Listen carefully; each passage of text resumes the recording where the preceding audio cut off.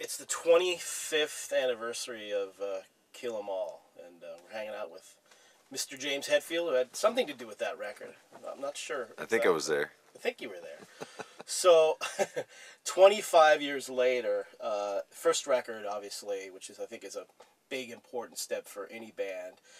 When you guys first started out, did you ever even think that you would get to a full-length first record?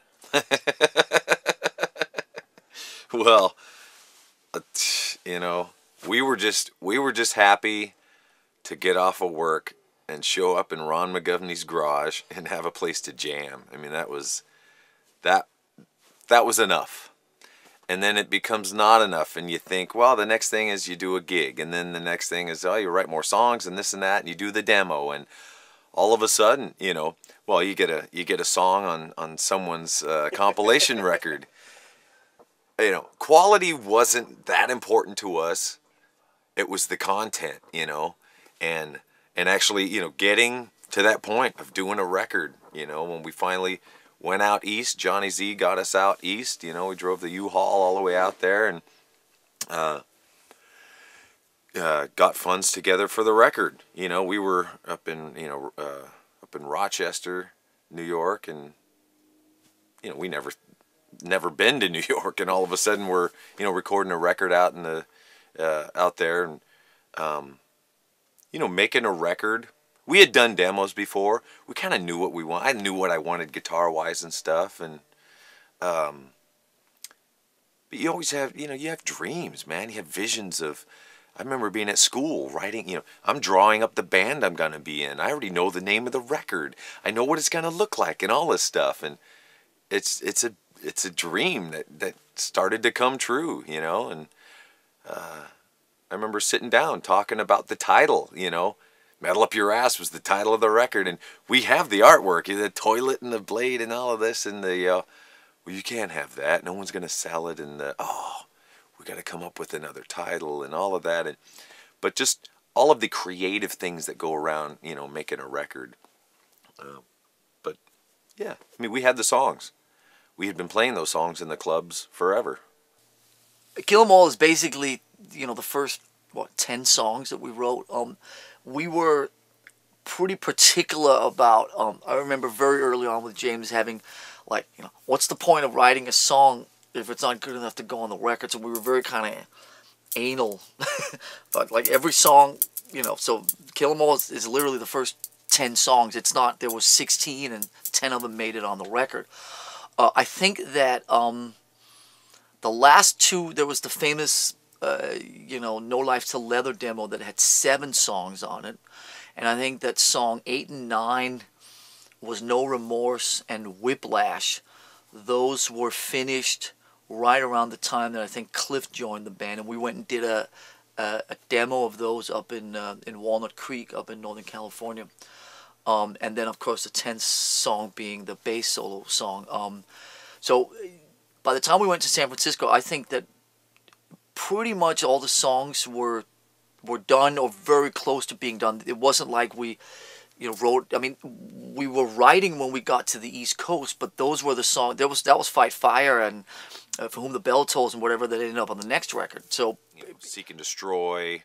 I remember writing that in my little pickup truck when I'm working at the sticker factory in Whittier. You know, I'm listening to Diamond Head, you know, single note riffs, and it's like, hey, this is pretty catchy. Go over to Lars's place in Newport, and, you know, in his dad's meditation room, we take all the mattresses and put them up against the wall, and we write Seek and Destroy, you know, and we're headbanging, you know, through his house there. And so slowly started, you know, writing songs. Some of the songs were things that I had before, like Hit the Lights, or lyrics that were from other things. You know, No Remorse was some other song. So really kind of, and I think the uniqueness of the writing of that record was, we're writing new music, but here's some old lyrics we're just going to shove in there, you know? And so some of the phrasings are really kind of different, and, you know, maybe not the way you would have written them back then, but they you know, they helped us write the music around it. And but yeah, we had the songs. We'd been playing them in the clubs for a long time, so we were very well rehearsed. So when we went in to record them, there wasn't a lot of messing around time. Early May, something like that. I think we went up to Rochester and started what's called Barrett Alley with the studio. But we were psyched. It was a cool studio.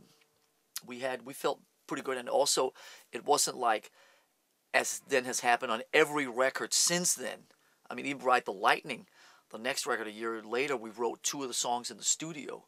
Master Puppets, we wrote songs. I mean, we walked into Barrett Alley in May of '83 with all the songs just ready to go. I mean, it became about executing, and it became about capturing. It wasn't necessarily super sort of creative sessions. It's like, oh, what are we doing, and blah. It was just like go in and fucking play and nail it. When you got there, did you guys feel that you were ready to record, or did you feel you needed more time to play out? Like, what was the mindset when you got there and you were getting ready to record? Well, I mean, there was one speed bump along the way. Which yeah, well, was, yeah. A little minor speed bump. Minor speed bump there. Which that was really the first thing that had to be dealt with when we got there, because when we left San Francisco, everything was fine. When we got to New York 10 days later, things were less hunky-dory in the band, and obviously it was the first time that we had all lived together, shared, been sort of locked and sharing a very small amount of space, and we realized, unfortunately, that things were probably not going to work out with Dave. And literally, we walked into Johnny Z's place, we got to his house, and we all crashed on his couch, and blah, blah, blah, and we walked in, and basically the first thing was like, I just gotta tell you something. Hi, nice to meet you. How you doing? Nice family, nice kids. So, and Johnny Z was like, it was like, whoa, that was a big shock. So we dealt with that for the first couple of weeks, and then fortunately things worked out well with Kirk, and he got everything quickly and learned it quickly. We ended up living in Jamaica, Queens, in a kind of an old furniture warehouse.